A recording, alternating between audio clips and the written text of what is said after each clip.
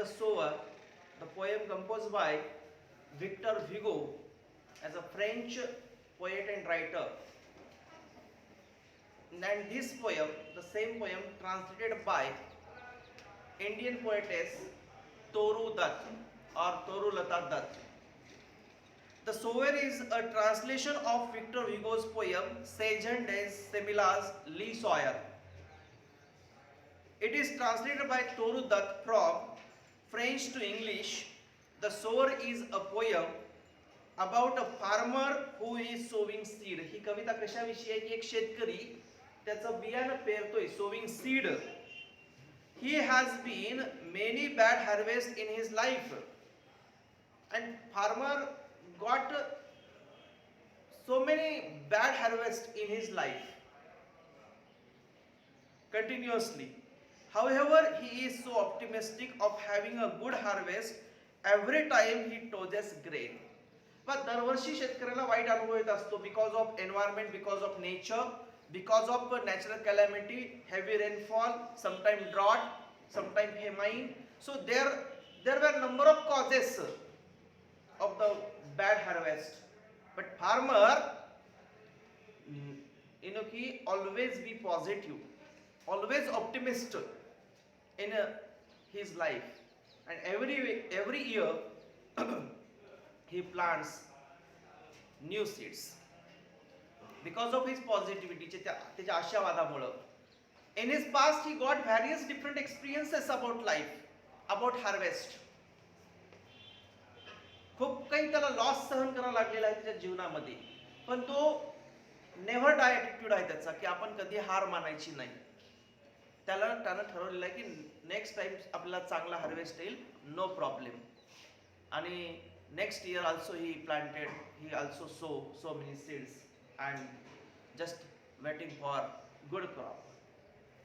That is the positivity of farmer. That is the optimism that we should learn from farmer. आपण हे शेतकऱ्याकडून शिकण्यासारखी गोष्ट आहे की दरवर्षी त्याला नुकसान होतं, पण तो नव्या उमेदीनं विथ न्यू पॅशन तो नवीन पेरणी करायला इन्स्पायर होतो. अशी ही पोएम आहे. Let's see the sower, page number 72. Open your text book. I will explain the poem line by line. You should focus on your textbook. Understand? The sower.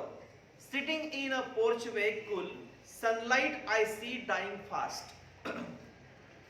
Twilight hasten on to rule.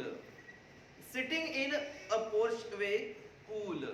Poet sat in his porchway. Porchway means veranda. छपरी घरापुढची. त्याच्या घरापुढची जी छपरी आहे, वरांडा आहे, त्या वरांड्यामध्ये पोर्चमध्ये तो बसलेला आहे. Poet sat in a porchway. Cool means silent, very relaxed manner मध्ये कवी तिथं बसलेला आहे. Sunlight I see dying fast, and poet saw there was, sunlight dying fast means there was a evening time. Sun rapidly sets. फार वेगात दिवस मावळत चालला होता. इव्हिनिंग टाइम येत होता. And at that evening time poet sat in his veranda. Twilight hastened. Twilight means evening time. Hasten means fast, quick. खूप वेगामध्ये संध्याकाळ होत चालली होती. कवी असा बसला 4-1 वाजता, एक मे बी टाइम असेल त्याचा, आणि तो वरांड्यामध्ये काहीतरी रीडिंग करत, चहाचे घोट पीत काहीतरी मस्त तो बसला. आणि त्यानं पाहिलं की ट्विलाइट हॅसन मीन्स संध्याकाळ फार वेगात होत चाललेली आहे, संध्याकाळ झपाट्यानं होत चाललेली आहे. On to rule working hours have well nigh passed. means almost but not completely or exactly. well nigh means जवळपास. working hours have finished. working hours have also completed. near about. की काम करण्याची जे टायमिंग असतो, जो working class असतो, जो शेतमजूर असतो, जो शेतकरी असतो, टायमिंग काय असतो त्याचं काम करण्याचं. ऍक्च्युअली एक स्टँडर्ड टायमिंग जर ऑफिशियल टाइम काढला आपण तर 10 ते 5 असा आपण टाइम मानू शकतो काम करण्याचा. तर संध्याकाळी काही अपरिहार्य कारणामुळे काम संध्याकाळ झाल्यामुळे काम बंद करावं लागतं. 5-5:30 ला काम बंद होतं. आणि वर्किंग आवर्स हॅव वेल नाय पास म्हणजे जवळपास वर्किंग आवर्स पूर्ण झालेले आहेत.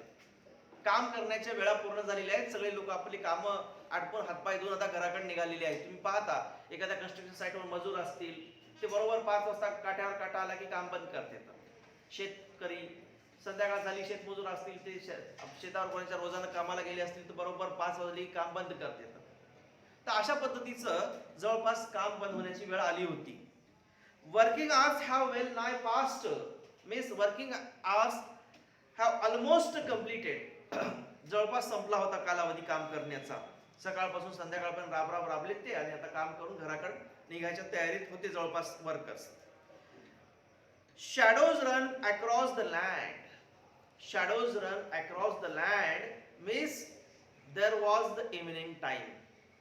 संध्याकाळ झाली होती, सूर्य मावळला होता, थोडासा उजेड होता आणि shadows run across the land म्हणजेच सावल्या मिटत चालल्या होत्या, म्हणजे संध्याकाळ होत चालली होती. But a sower lingers still. But sower means, this is the title of our poem, sower. Sower means farmer, शेतकरी. लक्षात? The sower still linger म्हणजे घुटमळणे, रेंगाळणे, हळू वेगामध्ये तिथं फिरणे. It's called linger. But a sower lingers still. Where was sower linger? Actually he was lingering at the farm. त्याच्या शेतावर तो फिरत होता, घुटमळत होता. संध्याकाळ झाली होती, काम संपलं होतं, सगळे शेतमजूर आपलं काम आटपून ते घराकडे निघाले होते. But a sower linger still, पण अजून संध्याकाळ झाली असून सुद्धा तो जो सोवर होता, तो जो शेतकरी होता, अजून तिथं लिंगर म्हणजे तिथं घुटमळत होता, तिथं रेंगाळत होता, तिथं तो फिरत होता. Old in rags he patient स्टँड. ओल्ड इन रॅग्स, म्हातारा माणूस होता तो. आपल्याकडचे शेतकरी माहित आहे तुम्हाला, डोक्याला उपरनं गुंडाळलेला, धोतर वर खोसलेला, बंडी, अशा प्रकारचा. आता हा फ्रान्स मधला शेतकरी आहे, कदाचित त्याचा पेहराव वेगळा असेल, पण एक सर्वसामान्य पेहराव शेतकरी घालतो. तर ओल्ड इन रॅग्स, म्हातारा होता, त्याची पर्सनॅलिटी अशी ओल्ड पर्सनची पर्सनॅलिटी होती, असा माणूस होता तो. ही पेशंट स्टँड, आणि अतिशय धीरानं, अतिशय संयमानं, शांततेनं तो शेतातून फिरत होता. शेतकरी पेरल्यानंतर असं नाही की तो 3 महिने फिरून पाहत नाही, ते पहिल्यांदा रोज जाऊन शेतामध्ये पाहतो की किती निघालं, किती कोंब निघाले. मग ते पीक कसं जसं जसं वाढत असतं त्याचं संगोपन करतो, लहान लेकरासारखं तो. तर तो पाहायला की पीक कसं आहे, पानं कशी आहेत, कसं वातावरण आहे, सगळं असं फिरून तो पाहायला, घुटमळायला त्या शेतामध्ये फिरत रेंगाळत आहे तो. पिकातून त्याचा जीव निघत नाही. आता आपल्याला घरी जायचं तर तो पिकाची एक नजर टाकून चाललेला आहे. Old in rags he patient स्टँड looking on. I feel a thrill. Poet felt thrill. पोएटला ही गोष्ट एक फार थ्रिलिंग वाटतं. एक काहीतरी काय पॅशन आहे या पार्सनची. एवढी संध्याकाळ होऊन, एवढी थंडी पसरून, दिवसभर काम करून, राबून या माणसाला अजून घरी जाण्याची घाई कशी नाही, कारण बाकीचे तर सगळे लोक लेबर घराकडे निघालेले आहेत. But that farmer, the sower, still he was lingering in the farm. तो अजून त्या फार्म मध्ये लिंगर म्हणजे घुटमळत होत होता. Black and high his silhouette. Silhouette means silhouette, shape outline of someone against a brighter background. पहा कसं असते, संध्याकाळची वेळ झाली, थोडंसं असं म्हणजे उजेड आहे, अंधार आहे, अशा मिक्स ऍटमॉस्फिअर मध्ये एखादा माणूस असेल तो आपल्याला स्पष्टपणे दिसत नाही, पण त्याची उजेडाच्या बॅकग्राऊंडवर आपल्याला काय दिसते, एक प्रकारची आकृती दिसते. एखादं झाड असेल, स्पष्टपणे त्याची पानं दिसत नाही, कशा झाड आहे ते दिसत नाही, पण त्याची अशी आकृती दिसते आपल्याला, किंवा इथे काहीतरी आहे. It's called silhouette. Okay. Black and high he silhouette means त्याची जी फिगर आहे, त्याची जी आकृती आहे त्या अंधारामधली, ती कवीला त्याच्या पोर्च मधून दिसत आहे. कवी कुठे आहे? पोर्च मध्ये बसलेला. आणि शेतकरी कुठे आहे? त्याच्या शेतामध्ये. कवी त्याच्या पोर्च मधून शेताकडे पाहतोय, त्या शेतकरी तिथं त्याला शेतकरी दिसतोय, त्याची आकृती दिसते अंधारामध्ये त्या म्हाताऱ्या व्यक्तीची. Dominates the furrows deep, black and high his saluti. Black and high, त्याची एकदम उंच धाड जिप्पाड प्रतिमा त्याला अंधारामध्ये कवीला दिसत आहे. Dominates the furrows deep. Dominates the furrows deep. Furrows means नांगर. की नांगर हाणणारा जो शेतकरी आहे, मेहनती आहे, कावाड कष्ट करणारा आहे. Now to sow the task is set. आणि तो शेतामध्ये नांगर चालू आहे आणि तो पेरणी करत आहे त्या टाइमला. Now to sow the task is set. आणि त्याचं काम सध्या कोणतं चालू आहे? शेतामध्ये पेरणी करण्याचा टास्क चालू आहे. संध्याकाळ झाली तरी उशिरापर्यंत तो काबाड कष्ट करतोय शेतकरी. आणि त्याचं पेरणीचं काम चालू आहे. सोविंग टाइम चालू आहे. सोविंग सीझन आहे. शेतामध्ये आणखी पीक नाही, पण तो शेतामध्ये आणखीन कुठेतरी रेंगाळतोय आणि आणखीन त्याचं काम चालू आहे. पेरणीचंही चालू आहे. Now to sow the task is set. Soon shall come a time to reap. Soon shall come a time to reap. आणि आता तो पेरणी करतो, पण लवकरच कोणता टाइम येणार आहे? लवकरच हे पीक कापणीला येणार आहे. रीप हार्वेस्टिंग टाइम येणार आहे. ते पीक लवकरच काही दिवसामध्ये 3-4 महिन्यामध्ये कापणीला येणार आहे. कुठल्याही क्रॉपचा जो पिरियड असतो तो 3-3.5 महिने 4 महिन्याचा असतो. काही क्रॉपचा 8 महिन्याचा असतो, काही क्रॉपचा वर्षभराचा असतो. आपल्याकडे सोया क्रॉप आपण जास्त घेतो तर 3-3.5 महिन्याचा पिरियड असतो. तर ते पेरणी करतो आणि कवी काय म्हणतो? सून शाल कम अ टाइम अ रीप. लवकरच आता कापणीचा कालावधी सुद्धा येईल. या शेतकऱ्याने पेरणी केली म्हणजे. Marches he long the plain. Marches means marches म्हणजे मार्गक्रमण करणं, वाटचाल करणं. Marches he along the plain to and fro and scatter wide. He just behind purpose. There is a behind purpose in his walk. त्याच्या चालीमध्ये, त्याच्या चालण्यामध्ये काहीतरी purpose आहे. तो शेतातून चालतोय, पण कशासाठी? पेरणी करत करत चाललेला आहे तो. To and fro and scatter wide. From his hands the precious grain. आणि त्याच्या हातातून असं प्रेशियस ग्रेन पडत आहे. अमूल्य असं दाणे पडत आहेत. तो एकीकडे असं नांगरतो आणि असं पेरणी करत करत चाललेला आहे. तुम्हाला माहित असेल, जसा तो काळ जमीन घुसलेला असतो, त्याच्यावर असा पाईप असतो आणि त्याच्यामध्ये बी टाकत जायचा असतो आणि तो असा बैल बंडी घेऊन हाकत तो शेतकरी पेरत असतो. तर तशा प्रकारचं दृश्य आहे. To and fro and scatters wide from his hands the precious grain. Precious म्हणजे मौल्यवान, ग्रेन म्हणजे धान्य. कवी म्हणतो ते मौल्यवान धान्य आहे. अतिशय प्रेशियस असं धान्य आहे. अतिशय मौल्यवान असं धान्य आहे. तर मौल्यवान का म्हणतो त्याला? प्रेशियस का म्हणतो? Because this is precious.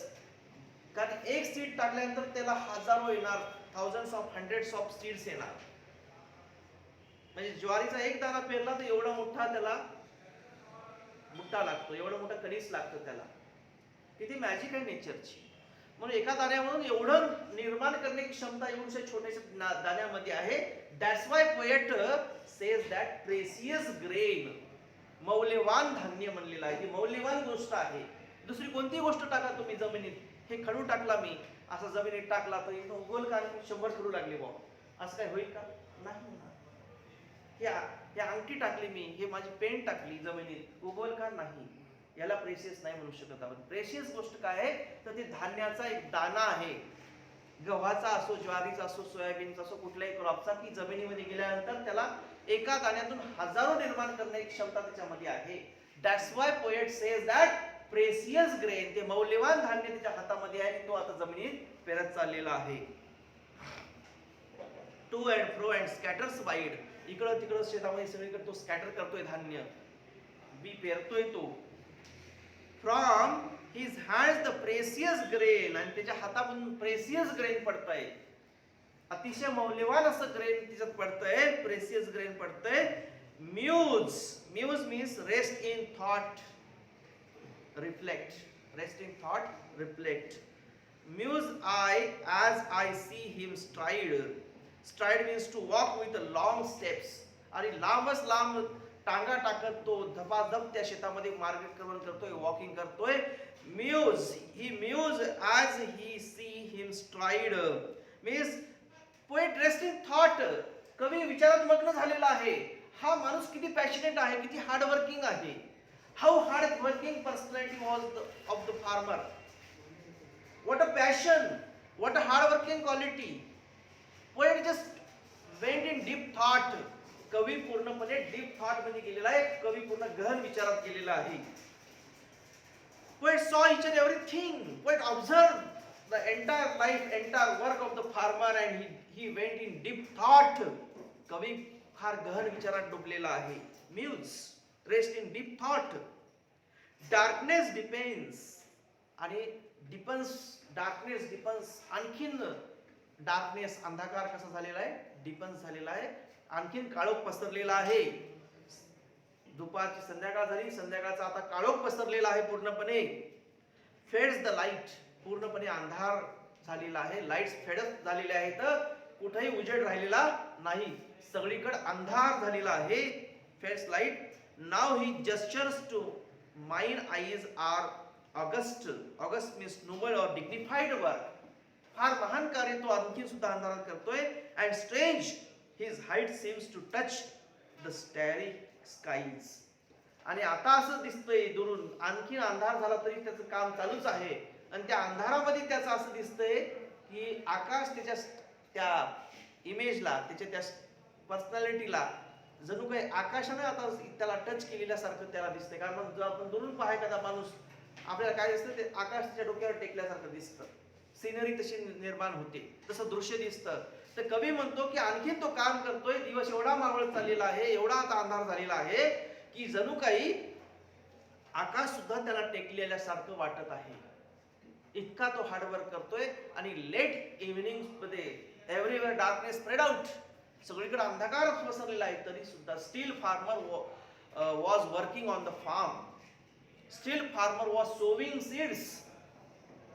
आणखीन सुद्धा शेतकरी पेरणी करत आहे लेट इव्हनिंगला, त्याचं काम थांबलेलं नाही. How stubborn, how hard working farmer was. किती कठोर मेहनत करणारा तो शेतकरी आहे. So in this way poet describe the entire appearance of farmer, entire work of farmer, आणि त्याचा हार्ड वर्क, त्याची कन्सिस्टन्सी, त्याचं डिव्होशन अबाउट हिज वर्क, हे कवीने या कवितेमधून दाखवलेलं आहे. So I hope you understood this poem. Okay, so thank you very much. Anyway, यार आपण आता